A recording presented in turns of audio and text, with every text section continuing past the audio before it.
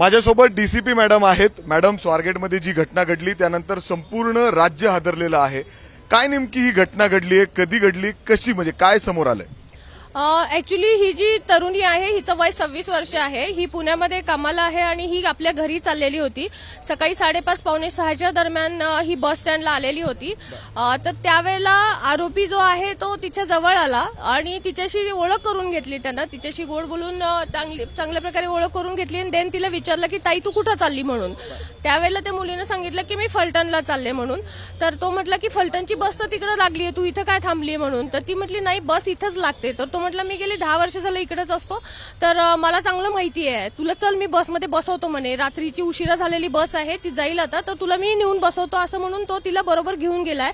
CCTV फुटेजमध्ये तो तिच्याशी बोलतोय किंवा ती त्याच्याबरोबर जाते हे पूर्णपणे दिसतंय। तिथं गेल्यानंतर बसमध्ये अंधार होता म्हणून त्या तरुणीनं ही शंका व्यक्त केली की बसमध्ये अंधार कसा काय आहे। तर तो म्हणला की रात्रीची लेट बस आहे, लोक झोपलेले आहेत म्हणून दिवे बंद आहेत, तर तू वर चढून टॉर्चने चेक कर म्हणे। तू गोड बोलून त्यांना असं गोड बोलून तिला बसमध्ये पण चढवलेलं आहे तिथं। आणि ती मुलगी बसमध्ये चढल्यानंतर ह्यानं दरवाजा लावून घेऊन तिच्याशी हा अतिप्रसंग केलेला आहे।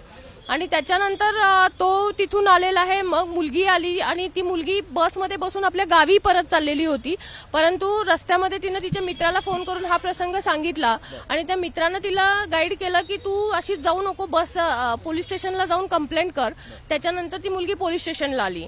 मुलगी पोलीस स्टेशनला आल्यानंतर आम्ही इमिजिएट सीसीटीव्ही फुटेज चेक केले सगळे तिथं। तर त्याच्यामध्ये तो आरोपी तिच्याशी बोलताना दिसतोय, ती मुलगी त्याच्याबरोबर जाताना दिसत आहे। आरोपी हा डिटेक्ट झालेला आहे ऑलरेडी आणि आमच्या टीम त्याचा शोध घेत आहेत। मॅडम, किती टीम्स रवाना केलेल्या आहेत आतापर्यंत? तो आरोपी कुठं आहे, ट्रेस झालाय काय? ऍक्च्युली जवळपास 7 ते 8 टीम आम्ही रवाना केलेल्या आहेत। डॉग स्क्वॉड पण आमचं रात्री ह्याच्या मागे लावलेलं होतं आम्ही। तिथल्या म्हणजे त्या आरोपीच्या गावामध्ये सर्च पूर्ण घेतलेलं आहे। त्याच्या आजूबाजूच्या शेतांमध्येही आमच्या लोकांनी घेतलेला आहे। आता त्याच्या कॉन्टॅक्टमधल्या लोकांच्या दृष्टीनं आमचं त्या दृष्टीनेही तपास चालू आहे। तर जवळपास 7 ते 8 टीम आमच्या यामध्ये हे झालेले आहे आणि आरोपी कोण आहे ते कळलेलं आहे। मॅडम, या ठिकाणी बरेच प्रश्न उपस्थित होतात, कारण स्वारगेट बस डेपो हे एसटी स्टँड हे शहराच्या मध्यवर्ती आणि हक्काच्या अंतरावर पोलीस स्टेशन देखील आहे, स्वारगेट पोलीस स्टेशन। अर्थात तिथं सिक्युरिटी नव्हती का? कुणी म्हणजे अर्थात कुणी नसतं का? पोलिसांची काही जबाबदारी त्याच्यामध्ये आहे का? म्हणजे अर्थात एसटी डेपोची तिथं कोणी होतं का सिक्युरिटी? म्हणजे अर्थात ती बस जर तिथं कोणी नव्हतं, ती लॉक हवी, तर ती बसला लॉक देखील नाही। या बाबतीतल्या प्रश्नांची उत्तरं हे डेपो मॅनेजर आपल्याला देऊ शकतील। बस लॉक ठेवलेली होती नव्हती, त्या बाबतीतलं त्यांनी ते दिलं पाहिजे। बाकी पोलिसांचं म्हणाल तर पोलिसांचं पेट्रोलिंग कंटिन्युअस चालू असतं आणि तिथं आमच्या काही लेडीजही नेमलेल्या असतात, ज्या मुली रिक्षाने वगैरे जातात त्यांचं रजिस्टरला नोंद करून आम्ही ते पाठवत पण असतो की त्यांनी मदत घ्यावी आमची ह्या दृष्टीनं। तर ही घटना घडली ही बस डेपोच्या आतमध्ये एका बसमध्ये घडलेली आहे। तर प्रत्येक बसपर्यंत पोलीस पोहोचू शकत नाहीये, परंतु पेट्रोलिंगच्या दरम्यान आम्ही नक्कीच चक्कर बस स्टँडमधून पण टाकून येतात, बस स्टँडच्या बाहेरून पण पेट्रोलिंग असतं आणि मुलीनं त्याच वेळेला जर थोडासा आरडाओरडा केला असता तर इमिजिएट आपल्याला तिला मदत पोहोचवता आली असती तिथं, पण असं कुठलीही गोष्ट घडल्याचं दिसून येत नाहीये ओव्हरऑल सीसीटीव्ही फुटेजमध्ये। सर, मॅडम, या बसमध्ये काही संशयित आढळून आलंय का? ही बस आपण आता ताब्यात घेतलेली आहे? आम्ही ती आता रिझर्व्ह करून ठेवलेलं आहे। ते घटनास्थळ असल्यामुळे त्याला प्रोटेक्ट करून ठेवलेलं आहे। अजून त्याचा पूर्ण पंचनामा आणि सगळे डिटेल्स घेतल्यानंतर आपल्याला ही माहिती देता येईल। कसं, म्हणजे धमकून नेलं या मुलीला कशा पद्धतीने? जे सीसीटीव्ही फुटेज आहे त्यामध्ये बॉडी लँग्वेज काय दिसते? आरोपी तिथून पळून गेलेला आहे, ती मुलगी जेव्हा येते बसमधून उतरते ती थेट पोलीस स्टेशनला न येता दुसरी बस धरून दुसरीकडे म्हणजे घरच्या दिशेने जाण्याचा प्रयत्न करते।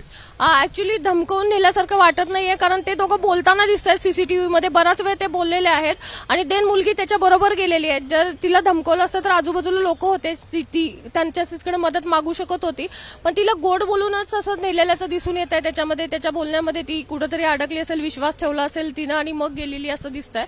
आणि ज्यावेळेला ही घटना झाल्यानंतर तो आरोपी पण शांतपणे उतरून निघून गेलेला आहे। मुलगी त्याच्या मागे लगेच 1-2 मिनिटात उतरलेली आहे आणि ती तिच्या बसकडे निघून गेल्याचं लक्षात येत आहे। मॅडम, तुम्ही त्या मुलीशी बोललात, ती मुलगी बरी आहे का? आणि तिने देखील सांगितलं असेल हा म्हणजे जो आरोपी आहे तो काय म्हणून तिला तिथं घेऊन गेलेला आहे? काय जोर जबरदस्ती केली? काय वेपन होतं त्याच्याकडे? काय नाही, वेपन वगैरे काही नाही सांगितलेलं मुलीनं। तिनं सांगितलं की तो आला तिथं माझ्याशी ओळख करून घेतली आणि तिला ताई बोललेला आहे तो तिथं, ताई तू कुठं जाणार आहे ह्या भाषेत, त्यामुळे तिनं त्याच्यावरती विश्वास ठेवला। तिला पण थोडंसं वाटत होतं, पण तरीही तिच्याकडून विश्वास ठेवला गेलेला आहे हे तिच्या बोलण्यातून पण लक्षात आलेलं आहे। मॅडम, हा आरोपी याचं नाव काय आणि हा रेकॉर्डवरचा गुन्हेगार आहे का? दत्तात्रय रामदास गाडे असं त्याचं नाव आहे। तो शिरूरचा राहणारा आहे आणि याच्यावरती पूर्वीचे 392-394 सारखे गुन्हे आहेत, म्हणजे चेन स्नॅचिंग वगैरे आता शोध सुरू आहे, अजून अटक नाही. नाही, जवळपास टीम आमच्या वर्कआउट करतायत. एक 8 टीम आहेत ज्या हे सगळं वर्कआउट करतायत, पण आम्ही लवकरच त्याला ताब्यात घेऊ. जर आपण बघितलं तर स्वारगेटचे डीसीपी आहेत, जवळपास 8 टीम या आरोपीचा शोध घेत आहेत.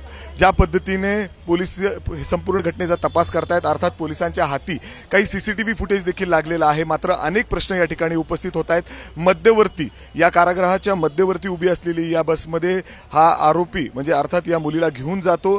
ती बस त्या ठिकाणी लॉक नव्हती, ना ड्रायव्हर होता ना कंडक्टर होता.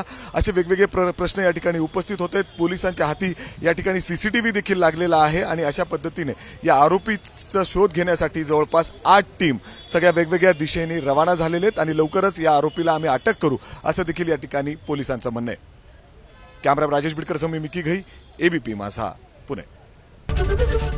एबीपी माझा, उघडा डोळे बघा नीट.